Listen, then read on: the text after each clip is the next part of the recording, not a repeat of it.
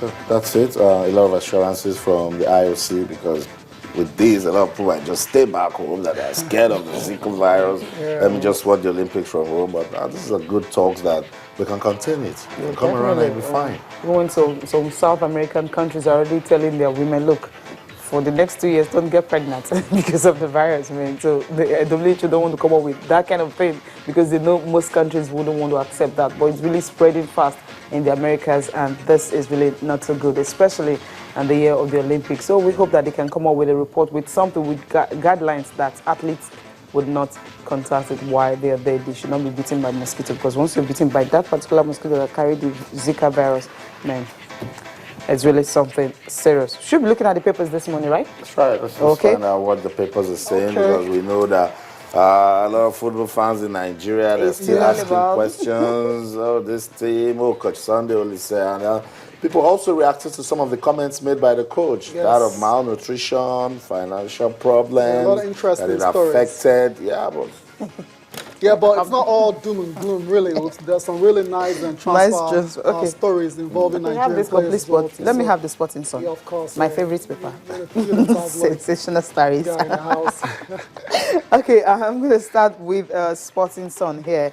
And this one says, shocker, Eagles to boycott Egypt tie. And this is coming from Oliseh. Raises alarm. Players demand allowances. This is not a good one. Still coming from the fallout of the Chan exit. And of course, another one, Bremen ends Onazi's chase, because Lazio is saying that they will definitely sell him to the highest bidder. Okay, MNK's West Ham move hangs. What's happening there? You find details of that on page 4 of Sporting Sun. Any other big one here? Okay, no, I think not really. I think that's Austin, what do you have for us there? Complete sports. Just on the other side of what the Sporting Sun reported, that Eagles will boycott Egypt. I'm saying that's impossible. This one says Oliseh, I won't quit Eagles. Okay. Very, very important, and insists players were almost malnourished in South Africa, not just in Rwanda, in South Africa. Yeah, right from the training camp. Yeah, and returns to Germany for viral infection treatment. So now we know the reason why. So they still got health issues to worry about. And they don't get a lot of tweets saying that, what if Nigeria advanced at the competition? That won't it still be in Rwanda? So you see, with these fans, it just keeps coming. Still with the complete sports, Osimhen reaches Wolfsburg agreement. Eagles started to join German Bundesliga club on the 1st of January 2017. This one says United join Ahmed Musa race. Red Devils join EPL rivals in £19 million battle for the Nigerian striker. Now it's Ahmed Musa, take anyone and just come to English Premier League. I just want to watch you every week. I'm watching Igalo, I'm watching most of the players. I just want to watch. But this is very important. Let's just take this one and just react to it. Oliseh says there were a lot of problems in camp. NFF, Oliseh did not spend $4,000 to feed Eagles. So who do we believe here? That's right. Okay, he said he spent it in South Africa. Yeah, so Nigeria Football Federation. Maybe for lunch. Yeah, it's a strange one, but just a couple of points on the situation. Son, he loves that club. As a coach or as a player. Don't ask me. That's very interesting. And Lewandowski prefers Madrid. That's another interesting one there with the clubs like Manchester United, Manchester City that have been linked to with Lewandowski, but it looks like he wants to go to Madrid. He's he will have dream club. He will have to wait. Yeah, he will have to wait for a long time. Of course, you have Ronaldo, you have Bale, you have Karim Benzema, and the transfer ban is all there. So skip your dream and just wait.